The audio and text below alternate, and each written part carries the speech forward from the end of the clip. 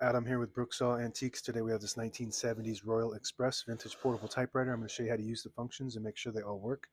Made in Japan for the TA organization, which was a merger of top typewriter brands like Royal, Triumph, and Adler. And this has a strong resemblance to the Adler J2 through 5 series. A little bit of different tweaks to it.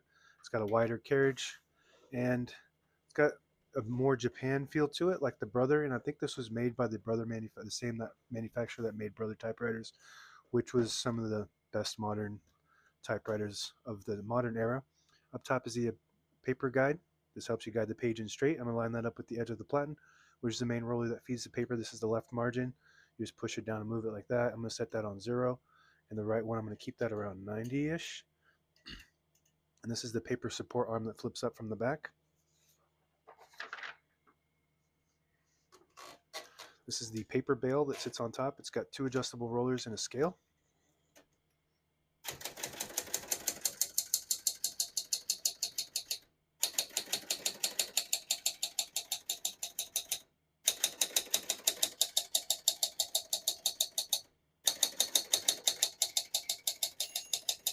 Once you hear the bell, you're at the end of the margin. Hit this line space, get you back to the beginning. It skips 1, 1.5, or 2 spaces. Right now we have it on single, but if you want 1.5, just flip that switch forward 1 notch. Skips 1.5, 1 more, it skips 2. We're going to keep that on single for now and finish typing. I was actually able to type all the keys on one line because this has elite typeface. So on this next line, I'm just going to print a sentence in red to switch from black to red. There's a switch on the right side here. You flip that all the way up, it prints the bottom portion of the ribbon. When you have it in the middle, it prints the top portion of the ribbon. When you have it all the way down, it doesn't print any ink at all. It just leaves a stencil for copying purposes. We're going to move that all the way up to print the bottom portion of the ribbon, which is red.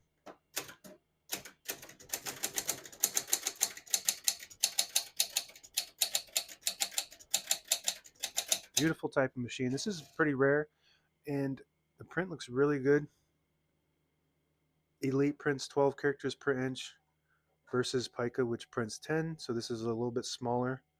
And from what I have been told, writers prefer the Elite typeface for various reasons. And this typewriter is, if you are interested in this, you'll probably get it at a really good deal because it's not really a high value target for a lot of people because they don't know about it. But it's basically like an Adler, which is one of the best typewriters of all time, mixed with a Brother with just the DNA. It's really nice typewriter. Really smooth, fast action. To pull the page out easy, there's a switch on the right side here. You just flip that forward or back towards the back, and it unlocks the rollers underneath the platen, allowing you to pull the page out easier, load thicker paper like carbon copy or cardstock. Make sure you flip that back before you load the next page, or else it won't load correctly. Going to flip this down for now, put the color back in the middle to print black. Got a shift on each side, a shift lock on the left. To clear that, just hit the shift button again. This key right here that has arrows going both directions, 2 lines down the middle, is the margin release. When you get to the end of the margin, there's a mechanism that blocks you from printing. Hit that margin release. It does allow you to go all the way to the end. Very good. Touch control next to that.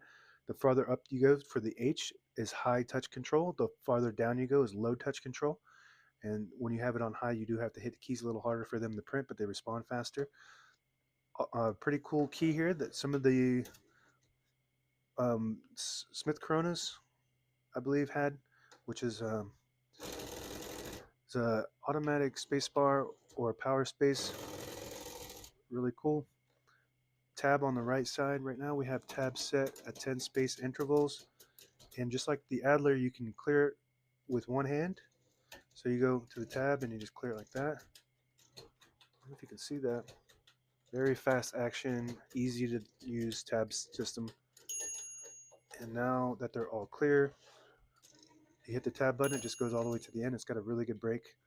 So I always like to set one somewhere in the middle, so that way when you hit the tab button on your typewriter, you don't go slamming all the way to the end, causing wear and tear on your typewriter. So you just flip the same switch to clear, but up for the plus sign, and it will set a tab at that spot, and then you just hit the tab button, it stops at that spot. Very good.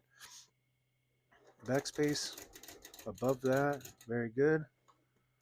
And open the hood from the top. And this is plastic for lightweight. This what they were trying to manage lightweight typewriters for the longest. So it's all plastic, and the inside is just all really good, high quality metal. So all the brand new ribbons loaded on the left, so it's pulling clockwise to the right. If you want to switch that direction, you just flip the ribbon to the other opposite direction, and it'll pull to the opposite direction. And what that does is it catches the eyelet at the end of the ribbon, and it swaps it automatically indefinitely until you get to the end, or until you get your ribbon goes dry. So if your ribbon has eyelets, it will catch on there, and if it doesn't, then it might just go all the way to the end of your spool and just get stuck. And then that's when you need to open the top and check and just swap the direction, or tie a knot on there or something so it triggers that reverse. And that just comes straight down. Actually, no, it doesn't. So I'm going to pull that off. It goes to the front first. When you're putting this back on, the hooks are in the front. So you want to hook those first and then push it down on the top like that. Very good. Carriage release on the right side here. Super smooth, just like an Adler. Some of the smoothest typewriters ever produced was the Adler J2 through 5 series. And this is basically just like a revised version of that.